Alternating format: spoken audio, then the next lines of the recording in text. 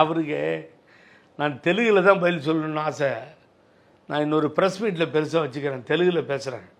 ஏன்னா அவருக்கு அப்போ தான் புரியும் அது என்னன்னு சொல்லி. அவர் என்ன சொல்கிறாரு ராஜவேலு, ரொம்ப கேவலமாக இருந்தது கேட்குறதுக்கு.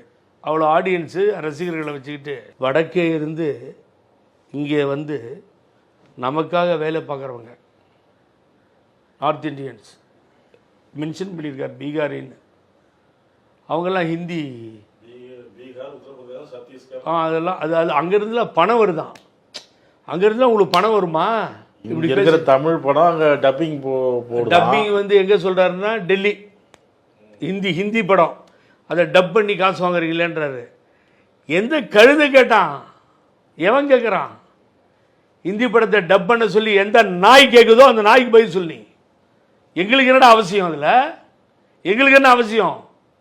உனக்கு என்னன்னு தெரியுமா? முதல்ல 65 மொழி போராட்டம் தெரியுமா? அதை நீங்கள் தெலுங்கில் பூர்த்தி கேட்கல. ஊபியிலேருந்து பணம் வருதான், வேறு வேறு ஸ்டேட்லேருந்து நமக்கு பணம் வருதான். ஜார்க்கண்ட் என்ன சார், ஊபிக்கு நமக்கு என்ன சம்பந்தம்? இந்த தமிழ்நாடு பணத்தை வச்சுட்டு சென்ட்ரல் கவர்மெண்ட் கொடுக்க முடியாதுன்னு தான் கம்ப்ளைண்ட்டு. ஊபி எப்படி நமக்கு பணம் கொடுக்கும்? வேலை செய்ய ஆள் மட்டும் கூப்பிட்டுக்கிறீங்க, ஹிந்தி வேணாமான்னு கேட்குறாரு. எவன் கூப்பிட்றான்? அந்த காலத்திலே வந்தாரை வாழ வைக்கும் தமிழகம்னு இந்த ஒரு ஸ்டேட்டில் தான் வந்தவன் தமிழ் பேசுகிறான்.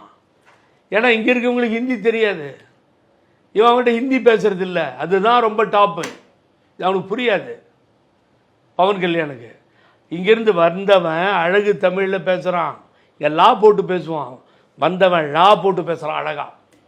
எரட வழல இடையினம் லா சூப்பராக பேசுகிறான் வந்தவன். ஏன்னா நாங்கள் ஹிந்தி தெரியாது சார், பேசுறது இல்லை.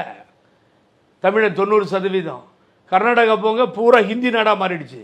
அந்த தாய்மொழி சிதைக்கப்படுகிறது. பவன் கல்யாணுக்கு சொல்லுவோம், உனக்கு தெரியாத வரலாறு. என்டி ராமாராவ் பல கூட்டத்தில் ஆந்திர மக்களுடைய கடவுள்னு சொல்லக்கூடிய ராமாராவ் ஆங்கிலத்தை கூட பயன்படுத்தாமல் தெலுங்கை மாத்திரமே பேசியிருக்கிறார்.